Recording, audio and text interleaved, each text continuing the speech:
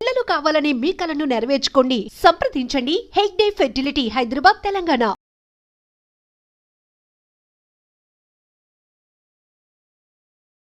రాత్రి పడుకున్న తర్వాత పొద్దున్న లేసి అసలు ఎట్లాంటి వార్తలు వినాల్సి వస్తుందో, లేకపోతే నిద్రలోనే అసలు ప్రకృతికి సంబంధించిన వైపరీత్యాన్ని సంబంధించిన న్యూస్ ఏది వినాల్సి వస్తుందో అని భయపడిపోయే పరిస్థితికి వచ్చాము అంటే నమ్మాల్సిందే. ఎందుకంటే మళ్ళీ ఈరోజు పొద్దున లేవగానే ఆఫ్ఘనిస్తాన్ లో భారీ భూకంపం సంభవించింది. రెక్టర్ స్కేల్ పై 6.9గా నమోదైంది. అంటే భారీ భూకంపం కిందనే లెక్క. మనకు తెలుసు మొన్న కూడా ఇప్పుడు బ్యాంకాక్ కావచ్చు, లేదంటే మొన్న మయన్మార్ కావచ్చు, భూకంపంతో ఎట్లా వణికిపోయాయో మనకు తెలుసు.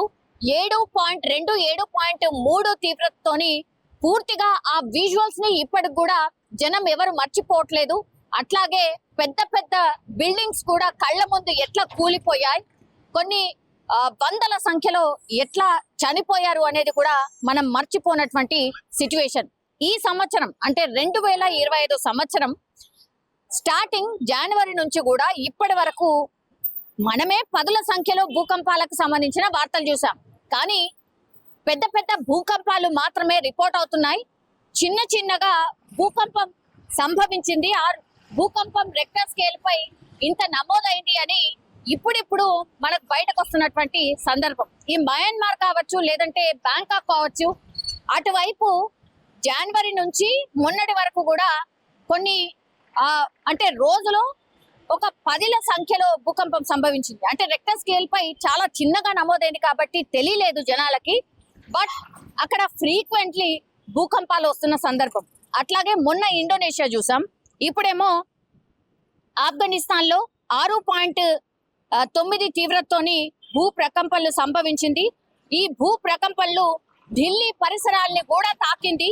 సో హిందూకుష్ ప్రాంతంలో భూకంపం సంభవించినట్టుగా అధికారులు అనౌన్స్ చేసిన పరిస్థితి. ఆఫ్ఘనిస్తాన్ కి 121 కిలోమీటర్ల దూరంలో భూకంప కేంద్రం ఉన్నట్టు కూడా యూరోపియన్ మెడిటేరియన్ సిస్మాలజీ సెంటర్ తెలియజేసింది.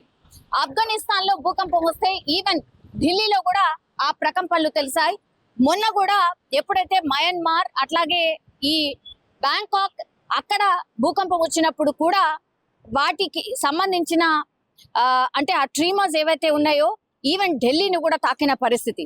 సో మనకు తెలుసు జోన్ వైజ్ గా కూడా కేంద్రం ఒక ఆలోచన చేస్తుంది. ఇప్పటి వరకు మనకు 5 జోన్లుగా ఉండే భూకంప కేంద్రాలు ఇప్పుడు 6వ జోన్ ని కూడా తేవాలని అనుకుంటుంది.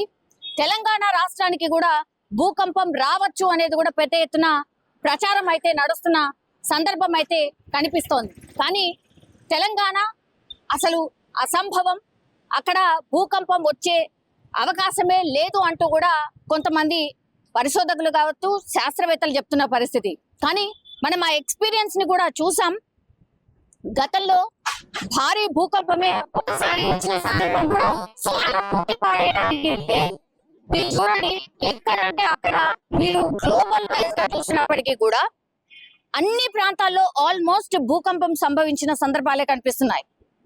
ముందే ప్రిడిక్ట్ చేయడం కష్టం అన్నటువంటి మాట చెప్తున్నారు. కానీ ఇట్లా వరుసగా భూకంప తీవ్రత కావచ్చు, లేదంటే భూకంపం సంభవించిన వార్తలు కావచ్చు ఫ్రీక్వెంట్ గా వస్తున్నాయి. కాబట్టే ఇప్పుడు మన తెలంగాణ రాష్ట్రంలో కూడా భూకంపం వచ్చే అవకాశం ఉంది అనేసి కూడా ప్రిడిక్ట్ చేస్తున్నారు. అది రామగుండంలో రావచ్చు అని కూడా కొంత శాస్త్రవేత్తలు, ఒక సంస్థ తెలియజేసినటువంటి పరిస్థితి అయితే ఉంది. ఇప్పుడు అందరూ అలర్ట్ కావాల్సిన సందర్భం. అండ్ ఇప్పుడు ఆఫ్ఘనిస్తాన్ లో సంభవించింది భూకంపం ఏదైతే ఉందో అది రెక్టర్ స్కేల్ పై 6.9.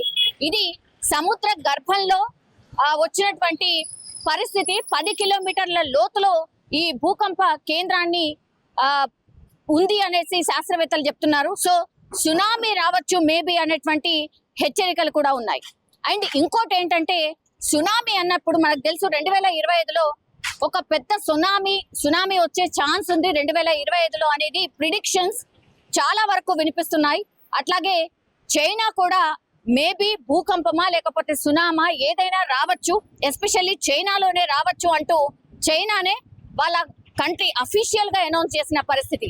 3 లక్షల మంది చనిపోయే ప్రమాదం ఉందంటే కూడా ముందే చెప్పినటువంటి సిచ్యువేషన్. సో ఇవన్నీ చూస్తుంటే, వరుసగా భూకంపాలు చూస్తుంటే మాత్రం 2025 సేఫా లేకపోతే అన్సేఫా అనేది పూర్తిగా మాట్లాడుతున్న సందర్భం అయితే కనిపిస్తోంది. చాలా మంది కొంతమంది ప్రిడిక్షన్స్ చేసే వాళ్ళు ఎవరైతే ఉన్నారో వాళ్ళు ఏదో జరగచ్చు, ఏదో రావచ్చు అనేటువంటిది చాలా రోజులు కూడా చెప్తున్నారు. కాబట్టి మేబీ 2025లోనే ఏదైనా పెద్దది జరగొచ్చా, ఇట్లాంటిదే ఏదైనా సంభవించొచ్చా అనేసి కూడా పెద్ద ఎత్తున ఒక చర్చ అయితే నడుస్తోంది. ఇప్పుడు అగైన్ ఆఫ్ఘనిస్తాన్ భూకంప కేంద్రంగా మారిపోయింది అండ్ భూకంపం అక్కడ కూడా సంభవించిన పరిస్థితి 6.9 రెక్టర్ స్కేల్ పై నమోదైన సిచ్యువేషన్. ప్రాణ నష్టం, ఆస్తి నష్టం డెఫినెట్లీ జరగలేదు, ఎందుకంటే సముద్రంలో ఇది భూకంపం వచ్చింది కాబట్టి. కానీ సునామీ వచ్చే ఛాన్సెస్ ఉన్నాయని అధికారులు అయితే హెచ్చరికలు జారీ చేసిన